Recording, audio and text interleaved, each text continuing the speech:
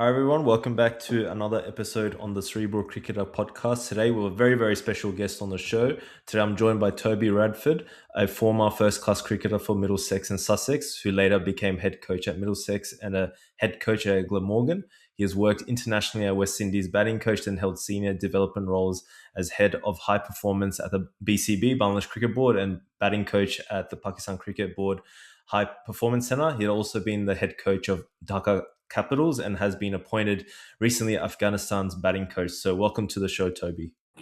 Thanks for having me. Nice to be on. I appreciate your time, and I've been following your content, especially on Instagram, for some time, and it's really cool.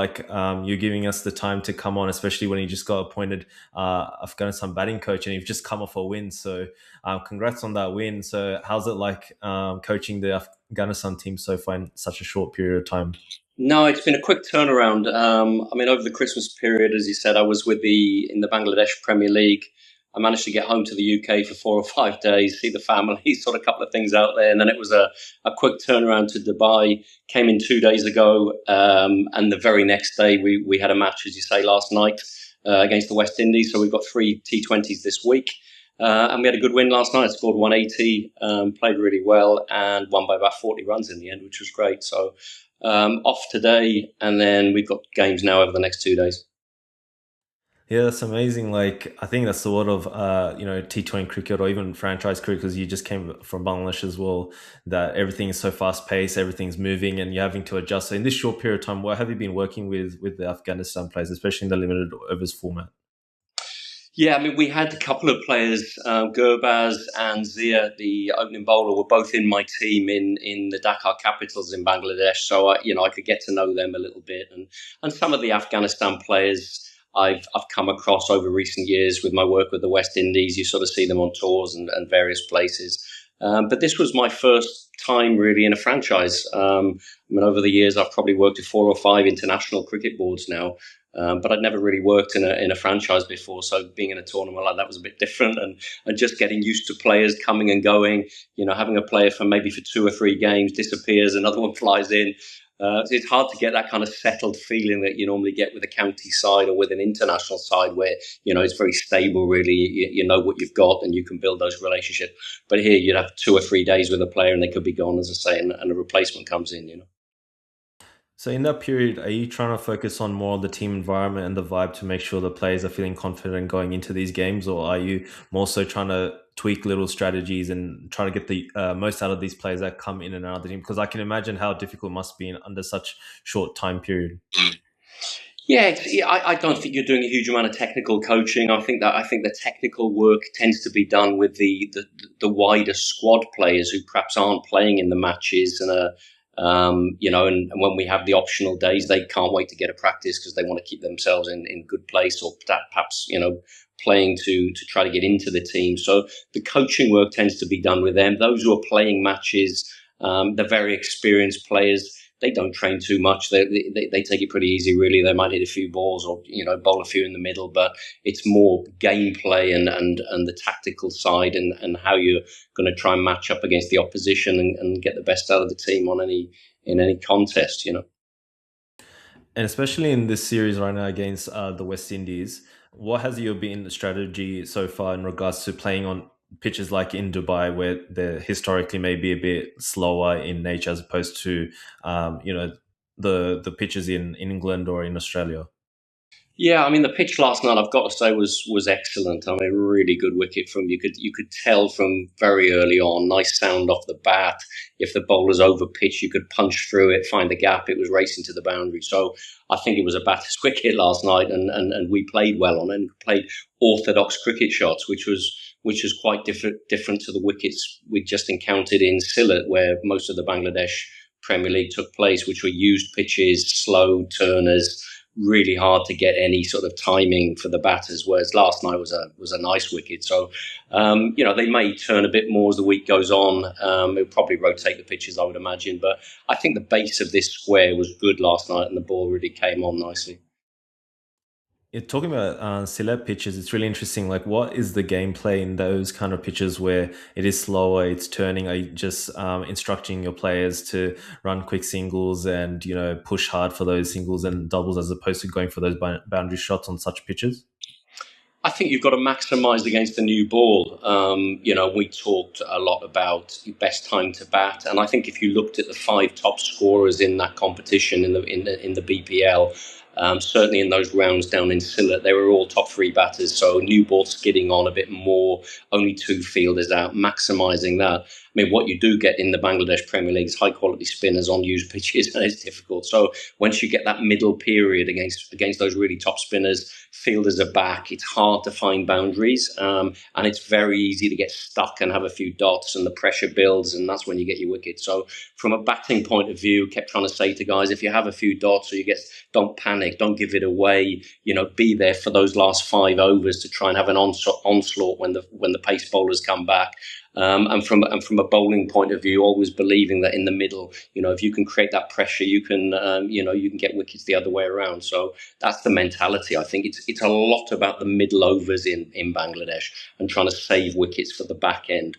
On good surfaces, of course, you can be pretty attacking all the way through, and you get value for your shots. And even the top spinners, you can manoeuvre them a bit easier and hit them a bit easier if it's not really gripping and staying low and not coming onto the bat. Yep. Sorry. So my question was, there was many, high quality batsmen in the Dhaka capital. So such as Usman Khan from Pakistan, Saif Hassan, who you've worked with. I saw many clips on your Instagram as well, because you've worked with him prior. And you have Shamim Hussain, Sabir Rahman, Mohammed Mitun, and Nasir Hussain. So what's been the strategy like, and what sort of information have you been conveying to these batsmen on those sort of pitches, and who's impressed you the most in this BPL? Yeah, I mean, Saif Hassan, I think, is a fine player. He struggled to get going in the tournament. I think prefers the ball coming on, likes the pace coming on, and didn't get that on those pitches, and didn't quite get his timing in the first few games. He's got some runs in the last week or so. I see him gone into a bit of form. Shamim was saying good, very talented player. Comes in the middle, left-hander. We had a mix of right and left-handers, and I think trying to get that balance. Mess up opposition bowlers as much as you can, get the field moving around. So that right and left combination, and making spinners bowl where they're coming into the bat obviously makes it that little bit easier. So trying to use the right and left as best as we could. And running hard. I mean, you're not going to be hitting boundaries all the time if the ball is gripping, as I said, and difficult, keeping a bit low. So, yeah, pushing ones, pushing twos, trying to find the angles in the field, hitting past extra cover, hitting past mid-wicket where the fielder on the boundary's got to run around and you're getting twos. And that's low-risk options, but the board is still moving. I think the key is trying not to get stuck and trying not to get those dots in the middle, but finding ways to get ones and twos. And if you do that, generally boundaries find you. I think with any side, if you, it's a game of risk, isn't it? T20, and if you go a bit too hard too early, you can suddenly lose 3 or 4 wickets, and then when you get that time at the back end of the innings where you want to hit, you haven't got your main batters in. You've got sort of lower order guys who perhaps haven't got the ability to hit those runs at the end. So you need your batters in at the key bit at the back end of the innings. It might be difficult or requires a bit of courage for players to be playing maybe high-risk shots on such pitches. So what's your advice when it comes to giving confidence to these players to play those shots like you mentioned early in the innings to go after because the ball is a bit better, but sometimes it can be, it requires a lot of courage and it's a bit of a risk as well to be playing that kind of cricket. So how do you try to instill that confidence and courage or that bravery into the players?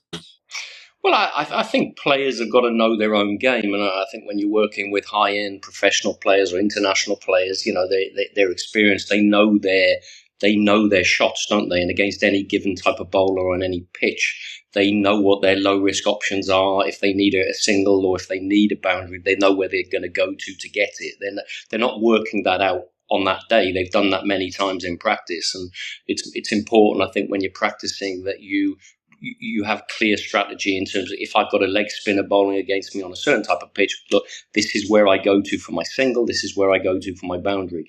And lower risk options, and the higher risk is taken at the time when it's needed. You don't take it early on, you take it at a time when it's needed.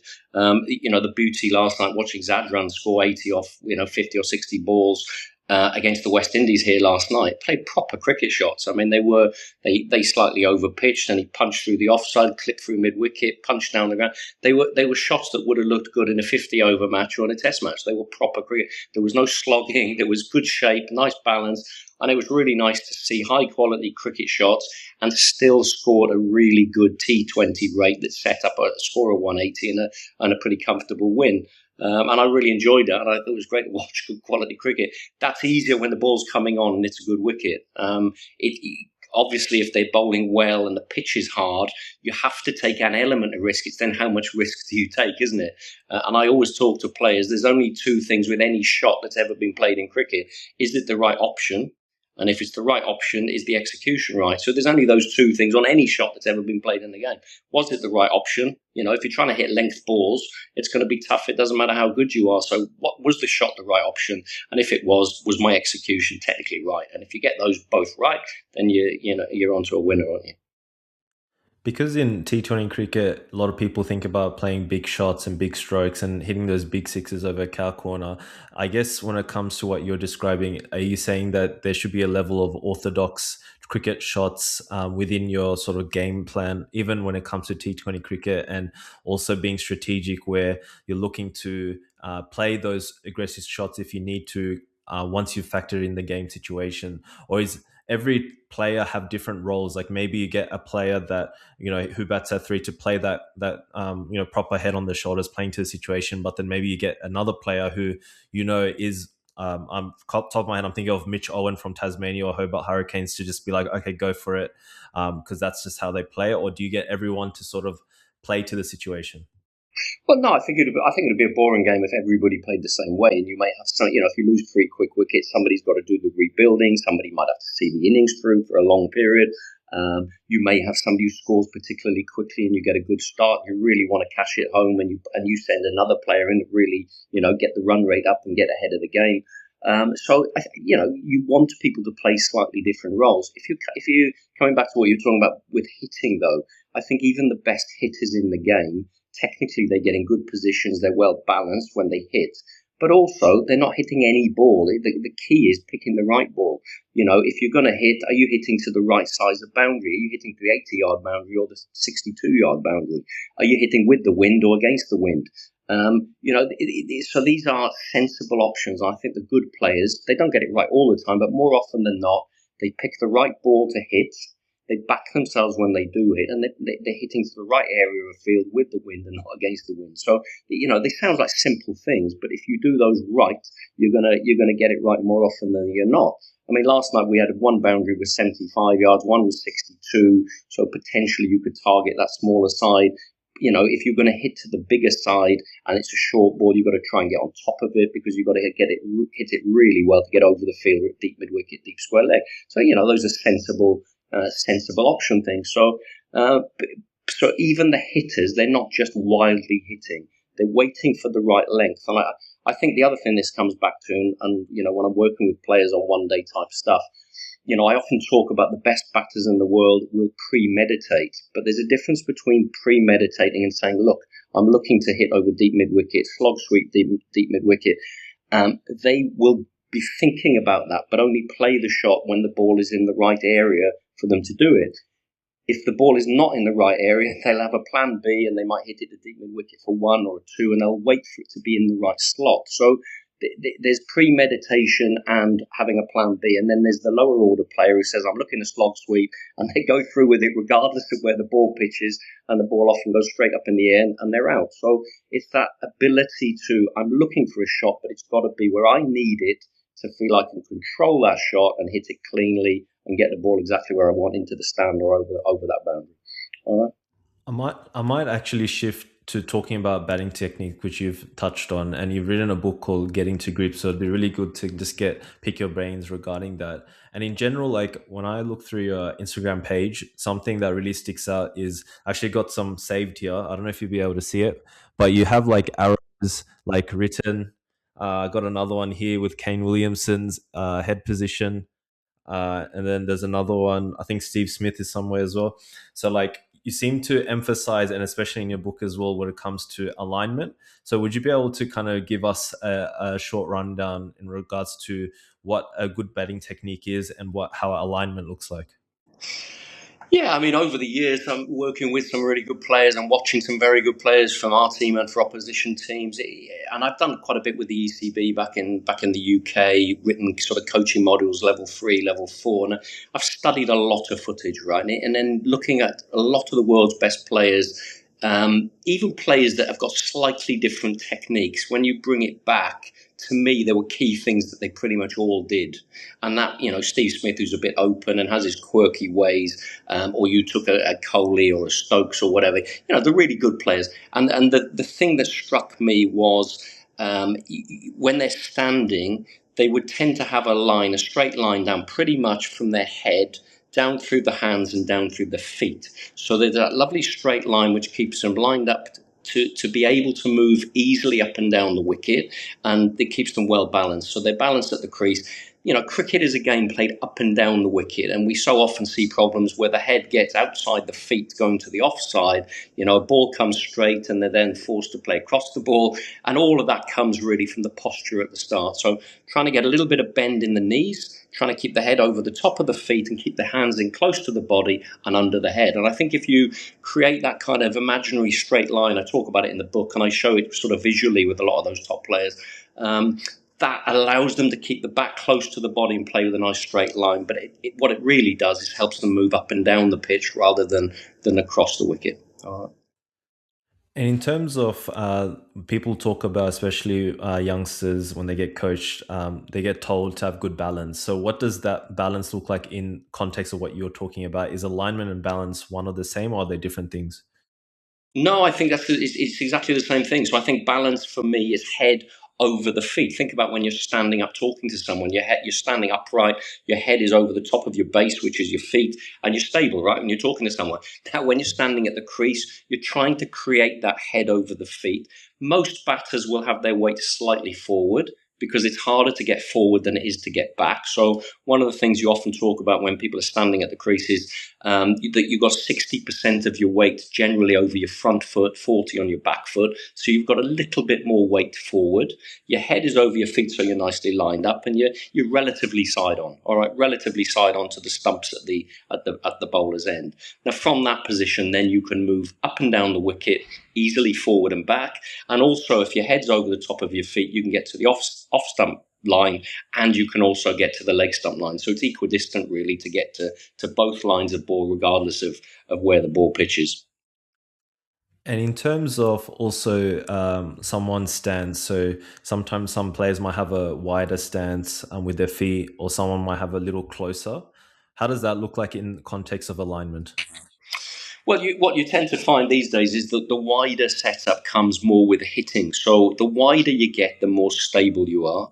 But the more stable you are, the harder it is to move. So if you're on a very flat wicket, white ball format, you'll see a lot of players go very wide, and they don't really look to move a lot from there. They'll almost just shift their weight slightly forward to hit on the front foot, and if the ball is shorter, they'll just shift their weight to hit and pull or punch off the back foot. So there's not a lot of foot movement. Now, if you go narrower foot movement, then you're slightly less stable, but you're able to move. So if you're playing a red ball, swinging, seaming, early season conditions, you'll probably want to be a little bit narrower to allow you to move your feet to get closer to the ball as it moves. So the two formats really have slightly different setups, a bit wider, more stable base, hitting, white ball, and then red ball moving, a bit quicker, sometimes faster type bowling. You'll have a little bit narrower to be able then to shift your weight quickly and just get your feet in position to play the ball. And is feet movement as important as it's talked about? Like growing up, we always get told like you have to always keep moving your feet, but nowadays there's a shift slightly towards head moving towards the ball and the feet will follow. So how does feet movement look in relation to alignment? Yeah, I mean, no, I mean, what you said is true. I mean, anything on the front foot, the head goes first, and as the head moves forward, the foot naturally goes. It's all connected to the same body, but if the head goes, the foot will go. And when you're playing on the front foot, what you're trying to create is whether this is defending or attacking on the front foot, you're trying to get your head over the top of your front foot. So you're trying to get your weight forward and you're looking to connect with the ball just under your head, close to your body, under your head. Now that'll give you good timing. It means that when you're defending, the ball is going down, and when you're hitting, as I say, you've got timing and you're maximizing your power. So your head goes first. You'll create a really stable position when you hit the ball. So you're still, and as you connect with the ball, head is over the top of your foot, and you're connecting hands just under the top, under your head, and that'll give you optimum timing.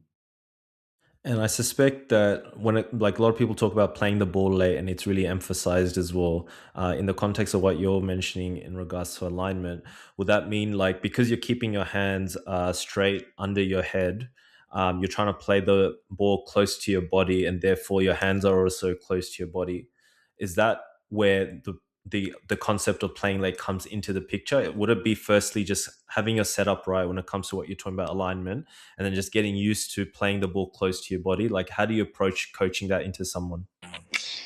Well, there's lots of drills you can do to help players with their timing and to play late. I mean, one of the ones I do, and I use it a lot with the pros, is to set a bowling machine up, often in swing, not too quick, but set it up sometimes over the top of the middle stump, and then angle it out and swing it back into the stump line. Now, by getting the in swing, what it makes you do as a player is wait. So you see the early line of the ball, but you don't move to it. You sort of track the ball, let the ball come to you. So we often talk about let the ball come to you. It's always going to arrive at you. Let the ball come in close, and then connect late, and do it without any foot movement at all. So take away the foot movement. Just allow the ball to travel to you. Play as close to your body as you can, under your head, and get this feeling of timing by letting the ball come. And it's amazing when you take the foot movement away, how players suddenly feel they've got more time. They think, oh, I wouldn't normally connect with it that late. I'd normally be playing a little bit later. And once you get that timing and that feeling, and you're connecting, and you're getting middle of the bat on the ball, defense or attack, what you can then start to do is just alternate. So hit two balls with no foot movement, and then two where you're moving your feet. Two no feet, 2 feet. And gradually, when you're moving your feet now, you're playing a little bit later, you're moving slightly later, but you're connecting closer to you. So the timing's better, and you've just got more control of the shot, and the ball's in the middle of the bat. And has there been anyone that, because you've coached many international cricketers as well, that didn't have all these aspects but was still doing well in international cricket? Because in theory, I guess we can talk about it, but then maybe you've had some kind of out of the box examples where it's like, oh, they didn't have the best alignment or didn't have the best timing, but then they seem to still score runs. Or do you feel like it is kind of interconnected back to what you're discussing about alignment and timing and all that? I think you'll find even the ones we think are unorthodox. Take Steve Smith, right? World class player, slightly unorthodox. Shiv Chanderpaul, I worked with Shiv Chanderpaul in the West Indies for many years, was definitely unorthodox. But actually, when you look at it, his head was still at ball release. He kept his hands close to his body. He played really late. When he connected with the ball, he was stable. He wasn't moving, so he had control of the bat and he was in control of the shot. So actually, he met, like Steve Smith does, he met the sort of what I would call those key fundamentals. But, wasn't orthodox in the sense of the shapes he would create, but he was meeting those really important things. Head still, played late, kept the hands close to his body, and then connected really late and got timing with all his shots. So I think those would be the key things I tend to look for, and still allows that sort of individuality of cricketers. But if you meet them, you're going to probably be successful. The other thing to mention, of course, is, it's about being effective, isn't it? And I think players find, even players who you might think again are unorthodox, they find a way with their decision making to score runs. If they know they're not a great driver, right, I'm not going to be driving too many balls. I'm going to leave those go. I'm going to make them come straight to me, and I'm going to work them through the leg side. So you'll get players whose game plan and tactical side is really tight because they know technically there might be areas where they're not at their strengths. Right, I'm going to avoid those balls. Or today the ball's really swinging a lot. It's a difficult driving pitch. I'm not going to drive anything. I'm going to wait for the balls that are slightly shorter, and I'm going to score off those. So you build your tactical game and the way you're going to try and score runs around either your technique or the conditions that you're playing in. And who do you feel has, who you've worked with, has sort of shifted or changed their technique in the way that you coach them into regarding alignment and playing late, and then you've seen the most improvement with when it comes to out of international players? I did quite a lot of work with Shea Hope over the years, Trace Holder, from a West Indies point of view. I mean, in England, David Milan, Owen Morgan. So I saw a lot of those players from the early years and worked with them, and saw them develop from sort of young cricketers, high performance players to going into international cricket, and make subtle changes as they go, because, you know that top quality opposition are going to analyze you on video. They're going to find little faults. They're going to challenge you in different ways. So I think players are always evolving, and as a coach with players, you've got to evolve with them and see how, you go into a battle and the opposition are doing their homework and saying, right, how are we going to get out Shea Hope? Right, we're going to go very short at him. Shea, right, they're not going to bowl those lovely clips anymore and those nice drives. They're going to come shoulder high. How are you going to play that? So you have to keep developing the player, and the player has to keep developing. I think one of the things I try to do with the professional players is look at them with that, as if I was the opposition, and saying, how would I look to get you out? And if I can do that in practice and get them thinking that way, then you're really making it difficult for the opposition, because you're really preparing for them and thinking, right, this is how they're going to target you. How can we be ready for them when they come with that? That's I think how we tend to try and prepare them. I've actually I'm of Bangladeshi background, and so I follow and I live in Australia, so I follow Australian cricket, domestic cricket, and also Bangladesh cricket. And someone that I actually been following for some time was Saif Hassan for many years actually prior. And I've noticed like he had a big change in technique from just a visual perspective. I don't know what the inner mechanics are in that sense, but then I found out that you actually trained with him. So what sort of, because I do see like him being much more solid developed player now, like when I especially noticed at the GSL when he played the Global Super League.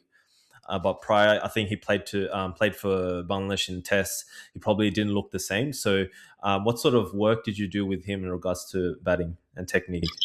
A lot of the work with Safe was about head position, and trying to keep his balance good at ball release, and trying to keep his head coming down the wicket. I think when he's slightly out of form, he will go, like a lot of players, he will move his head and his body weight slightly across the wicket and move towards the starting line of the ball. And I think what we talked about, worked on, was encouraging him to wait a fraction longer and try to keep the weight a bit more direct down the wicket. So trying to keep his head forward, straighter down the wicket, which would then allow you, if the ball comes straight, it's easier to meet it and hit it back down the ground, or to clip off through the leg side. As I said before, it's about trying to keep the weight up and down rather than slightly across. So that was a big thing with him.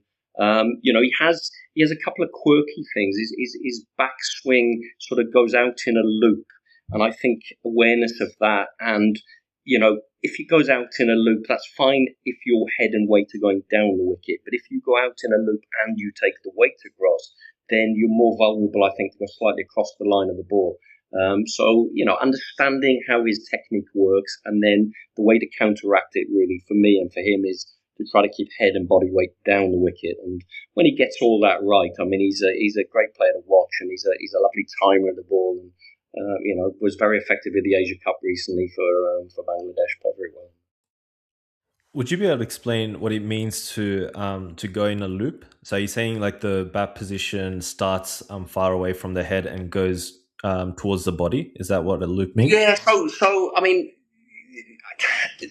ideally, you want your hands to stay in, and some players will take the toe of the bat out in the backswing. I mean, Steve Smith's one, he takes the toe of the bat. His hands stay in, Steve Smith, but the toe goes out and around, and when the bat comes down, it comes back in a straight line. So it goes slightly in a loop. Virat Kohli was another one, going a slight loop. Now, what it allows you to do then is your front shoulder then dictates the way the bat comes on the offside. If the ball is coming in and you want to clip leg side, because you've gone out slightly to sort of second slip, you're on a natural line then to clip through mid-wicket. So the way that the bat works, it can access offside and leg side quite easily. What I was saying with Saif is he actually doesn't line up really with his hands one behind the other. So when he sets his hands up on the bat, he doesn't have the bottom hand behind the top one in a straight line. His bottom one is outside the top one, which is quite unusual. So it's even more of a loop around. So everything with that has to be the timing of it, the way that the top hand brings the bat and the front shoulder brings the bat round has to be really precise, because there's more to go wrong. It's a slightly more, it's a more complicated backswing, and if you think of other sports, and, when I talk to players, I often talk about other sports, whether it's putting in golf or somebody throwing a dart or a snooker cue, what you're trying to do is go in a lovely straight line, dart in a straight line, cue in a straight line, putting in a back and stuff. The more you go out and around, the more things can go wrong, especially if the ball is moving or it's quick or there's deviation. So you've got to be really on that. If you're going to work that way, which is pretty ingrained for Saif, he's probably done it for a long time, he's just got to have that control of the top side and the timing of the way that the top hand and the front shoulder brings that bat round to get a full face of the bat back at the ball at the time you're making contact with the ball. But it's him understanding and feeling that, and then just controlling that in practice so that it holds up under pressure in matches. And when it comes to a bat coming in a loop, that would go hand in hand, I assume, with an open stance, like a batsman having more of an open stance where they'll play more towards mid-wicket? Doesn't really matter. I mean, you could do it either way. I think coming back to Saif, and he was struggling a little bit in the early part of the Bangladesh Premier League, and we talked about it actually. He came to my room, we went through some video, and it was noticeable. I stood behind him one net session for about 25 minutes, and I just stood behind him, and I was saying to him that his back was getting low. So what was happening as his hands were going out and around, and his head was low and his back was low, it was almost forcing him to come a little bit across straighter balls. So by bringing the back upright and getting the balance better again, everything else started to work, and then he was getting access to the ball, and he just, it's the difference between being, really in form and just not clicking. And sometimes it can be those little things, yes, you've got a bit lower, and sometimes players don't always know until they look back, or somebody, says, look, you're aware of the position you're getting in here.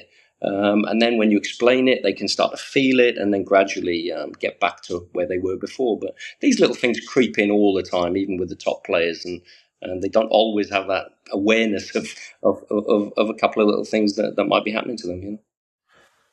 And when it comes to a lot of batsmen having more of a top hand versus a bottom hand, how do you approach that? Because I think you hinted now of, for example, Saif needing more of a top hand in this situation, but we see also other players like maybe Steve Smith or Virat Kohli have more of a bottom hand. So how does that play into this technique and alignment?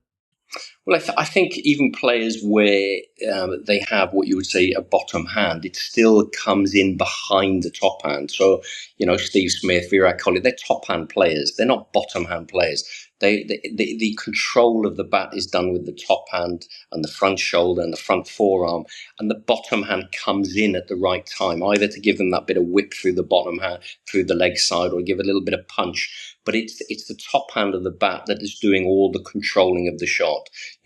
Bottom-handed players really are your lower order guys where, your top hand's not doing enough work. It's not leading the bat face to the ball, and then your bat is going across the line. But with the guys you're talking about, they're top hand players who use the bottom hand at the right time, either to give a bit of punch or just to be able to change the face of the bat to get the ball going in areas, into gaps or into certain parts of the field. And how does it, in relation to, for example, trigger movement, is that something that you actively try to coach into the players? Because I know some players might have trigger movements or some don't have trigger movements. Well, I think trigger movements are very personal things. I think at the top end of the game, when you're playing real pace, it's very difficult to be able to move quickly forward and back without any movement beforehand. And, a trigger movement, as we know, is that little movement before release of the ball to just help you get ready to move. And, if you people watching tennis, I think the Aussie Open's on at the moment out there, you'll see returning a serve of 100 mile an hour. The player's got that little split step of the feet, just something to get them going, ready to push left or, get a backhand or a forehand, but be able to go both ways. And it's the same in batting. We don't know whether you're going to go forward or back, and you've got to be able to move quickly. And the little movement beforehand, that pre-delivery movement, trigger movement, helps you move forward or back. Now, as I always say to players, it's got to be effective. So you understand why you need it. Players often feel they need it to have enough time to get into position. But what you tend to find with trigger movements, there's a lot of bad ones in terms of the timing of the movement, or the position they get in just at release of the ball. So you could have a player who's got a fantastic setup, and we talked about alignment and balance, right? Beautiful setup, and then just prior to release of the ball, they have a little trigger movement, and all of that is lost. And that lovely position they had now, suddenly the balance is going back or to the offside, when really they wanted to maintain their nice position and wait slightly forward, and they've lost it. So I often say to players, nothing wrong with having a trigger movement. You can have what movement you want. But the key is when you've done the movement, you are now able quickly to get forward and back, and you can get offside and leg side. And if you can do that, it doesn't matter what the movement is, but you've got to be able to do that. It's no good having a movement and now suddenly I'm stuck on the back foot and I can't get forward, or I'm stuck forward and I can't get back, or I'm too far to the offside and I can't get to the straight of ball. So you've got to be able to move forward and back, offside and leg side. And if you can do that, A1, you're fine. So that's the key thing. And now, to do that, the simplest method for doing that generally is trigger earlier. So trigger earlier and try to keep the movement as small and as minimal as possible. There's less to go wrong. Bigger trigger movements that are done later, often they haven't got in position by the time the ball is coming out. They're still moving, which makes it harder to get into the position to play the shot. And if the movement is big, your head is moving, your balance isn't right. So keep the movement minimal and try to get it in early, and then your balance, your weight's forward, and you can get back into the ball. And that's the key, really. But I spent a lot of time with the pros working on triggers and just trying to get them consistent, get the timing right, and often it's the difference between them being out of form and suddenly back into form. You're not teaching them how to play a cover drive or a square cut. These are top players. But it's those little things of the timing of the movement and the movement patterns they've got in has a huge effect on how they're playing and the end product of how they're playing at the moment. The common trigger is usually the back and across. Do you usually advise players to have that particular trigger, or are they open to any other triggers that maybe I haven't really heard of? Yeah, I mean, look, a lot of players will have a little double movement, so it'll be a front foot, back foot, so they sort of level off. You talk about a back foot trigger, which is, if you're playing on faster wickets and a lot of short pitch bowling, sometimes players will just give themselves that little bit of a step back, gives them half a yard, that tiny bit of extra time. Some will press forward. Again, it depends on the pitch you're playing on, the type of bowler you're playing against. So players will mix them. They will mix them up a little bit. It's got to be what works for you. So I'm not prescriptive at all with players about triggers. I almost let them try different ones until they feel they're comfortable. And are they getting out what they want, which is the ability to get forward and back, offside, leg side. If you're doing it, as I said, then you're in business, I think. And a lot of people talk about like the backlift. So some people say it's better to have a shorter backlift so that you have more time to get onto the ball, as opposed to, if you have a high backlift and then the ball is coming in quick, you might not have enough time to get to the ball. So what are your thoughts around that? Yeah, I mean, the lower backlift, often on the slower, lower pitches that skid. So if you go into Asia, especially Pakistan, where the balls don't bounce much, lower backlift there can get down on those skiddy balls a bit easier. I think on the bouncier pitches, the players that I've looked at that tend to be doing quite well, bouncier pitches in Australia, South Africa, sometimes in England where it comes through a bit higher, they tend to have the toe of the bat a bit higher in the backswing. So not necessarily a huge backswing, but more of a cock of the wrist, and the toe of the bat is facing up, which means that when the ball bounces, you now can hit down on top of it. So whether you're cutting or punching or pulling, you're always coming down on the ball.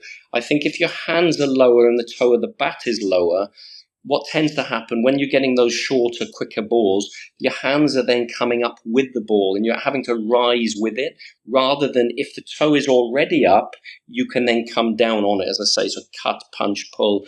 And I think the good back foot players of the shorter, quicker ball tend to have that toe a little bit higher. So it's not a massive. I mean, you can look at someone like Lara, who was a world class player, had a very flamboyant backswing, but again, his toe of the bat was high. That was the key thing. So was coming down. If you look at footage of him, he would come down on his pull shots. His cuts made him strong. When people went short and fast, he had a method for playing it. And I think even now today, players who toe of the bat is up, I think it does help them a little bit playing the shorter ball for sure.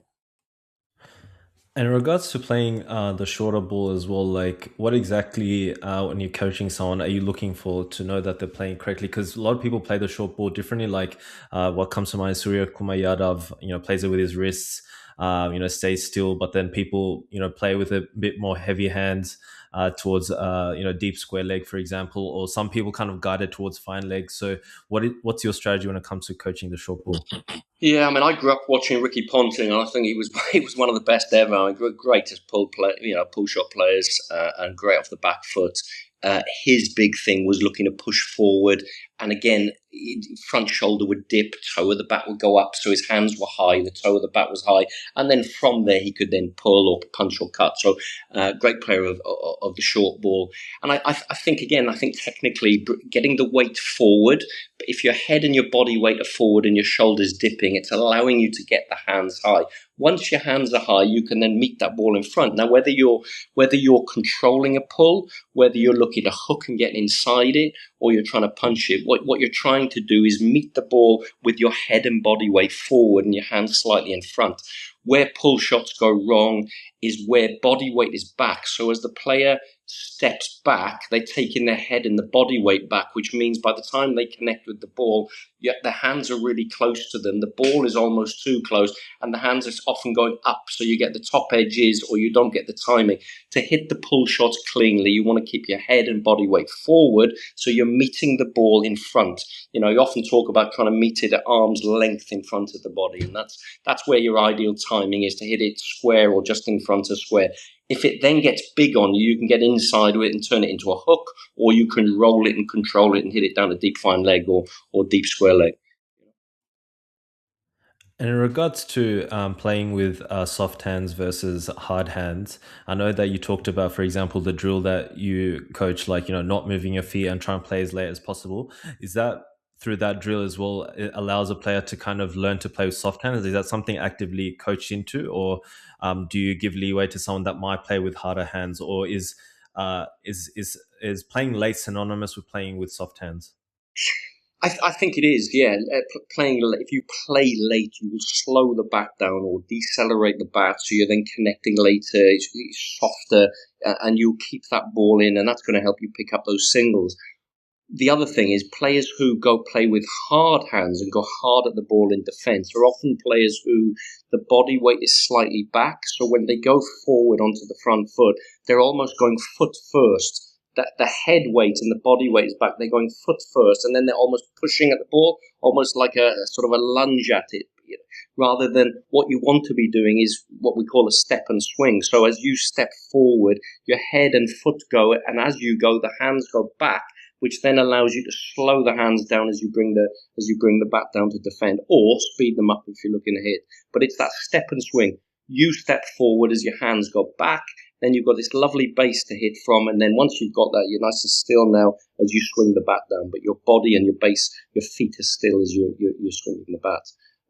I think issues with harder hands are where players, guys, I say foot first, weight is back, and then everything's sort of pushing at the ball out in front. You're meeting the ball, too far in front of the body rather than under your head and close to you, where you can get timing, but also adjustments. So if the ball swings late, seams, any way of playing a moving ball is to play late and close to you, and you can control it. And also, if you edge your ball playing late, often goes down, often goes square. Whereas if you play, as you call them, hard hands, and you play early, if you edge that, it tends to carry to the keeper or to the slips. And even in the world of T20 cricket, especially with the big shots, a lot of players play with hard hands. So are you able to still play big shots with soft hands? Like, how does that balance work when it comes to soft hands and also playing an expansive T20 cricket style? Yeah, I think good players are able to work out when I'm hitting, and they accelerate the hands through the ball, and they've got lovely timing and that crisp sound off the bat. And then they're able then to say, oh, it's not there to drive this next one. I'm going to let it come onto me, and I'm going to connect close to me and drop the ball in close for a single. That ability to shift from hitting mode, body weight going through, timing, clean strike, to the next ball is not there to hit, play late, soft, drop in, single. And that I mean, I think that's what the top players do. They can shift from one gear to the next. And, you know, you look at a Kane Williamson, a lot's been said about where he connects with the ball and almost runs it down past gully to third man. Got to a stage now where a lot of players playing against New Zealand almost put a fielder there because he connects with the ball so late. But, you go a bit fuller, he'll punch you through the offside drive. So he'll switch between playing late in defence once he's spotted the length. The minute you go too full, he's going to hit you and he's going to get his hands through the ball. So it's that ability to spot length of the top players, and then in terms of how the shot they're going to play, and then where they look to connect with that ball to get the optimum timing in defence or in attack. I know you've been so generous with your time. I'll ask two quick questions before we wrap up. So my second last question would be, I guess a more underrated name we haven't heard of, like who has impressed you the most in regards to the technique and the way they shape up and the alignment that you've been referring to that we should keep an eye out for? Cool. Which country now? Where are you thinking? County cricket, international cricket? Maybe international cricket, an underrated name potentially to look out for. I mean, I've been doing not really underrated names. I mean, people I've been working with recently, Vian Mulder at South Africa has obviously done well. Shan Masood, do quite a bit with him on his balance and alignment. So obviously playing in test matches. And then several sort of county players really that I'm working in. Rishi Patel at Leicester, who's gone really well, one of the opening batters there. Caleb Jeweler, you probably know. I did some work with him last year, a lot of online stuff in the UK. He came over and did well at Derby.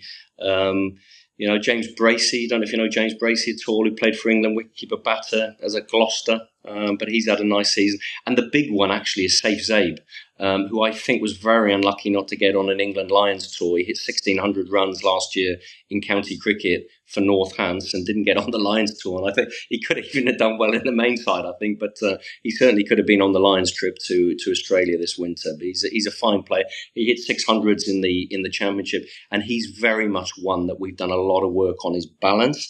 Because when he was out of form, and in fact, I've got some images, you may have seen them on the Instagram of his sort of before and after, where he would fall very early. His head would go very early to the starting line of the ball, especially when they bowled. He's a left-hander, and when they bowled from around the wicket, his head would go out and he'd play across the straight balls. And a lot of the work we did was just about what we started this conversation on: head over the feet, bending the knees, hands in tight, and creating this sort of imaginary line of head, hands, feet. And it allowed him to play later.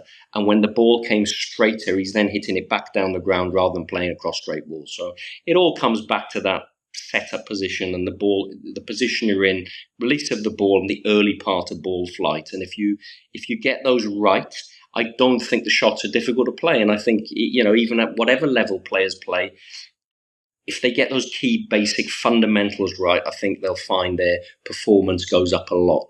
So stick to those good basics, balance, alignment, and you'll find the shots much easier. As I say, I don't think the shots are difficult, but they are if you can't get in the position to play them because you haven't started in the right position. Definitely makes sense. And my last question would be, and you can be as critical as you want. So I'm just a regular park grade cricketer in Melbourne, Australia. Feel free to criticize me all you want. I have a bit of a thick skin. Where I'll try to show you the video. How's my alignment? Do you know what? I'm struggling to see that. Oh gosh. I really can't see that. I tell you what, if you want to send it over, I'll definitely have a look for you. Okay. Can you see it now? Yeah, but it's very jumpy. It's very. I think because of the Wi-Fi where I am here, it's literally jumping in and out. Okay, no worries. I'll send it to you, and then you can share your thoughts. No problem at all. All right. All right. Thank you so much for your time, and everyone can check you out. You got your book. I'll put all the information in your bio in the show notes. But thank you so much. You shared so many gems, and I'm sure the listeners will have so much to explore and sort of hopefully they implement their own game as well. So I'll wrap it up there. So thank you for listeners for tuning in. Feel free to check us out. We're on YouTube, we're on Spotify, we're on Apple iTunes, and we're on Instagram, we're on TikTok. So make sure to subscribe, like, share, and share our content. So from our special guest, Toby Radford, wish you all the best. This is Tanzim signing off. Thank you very much.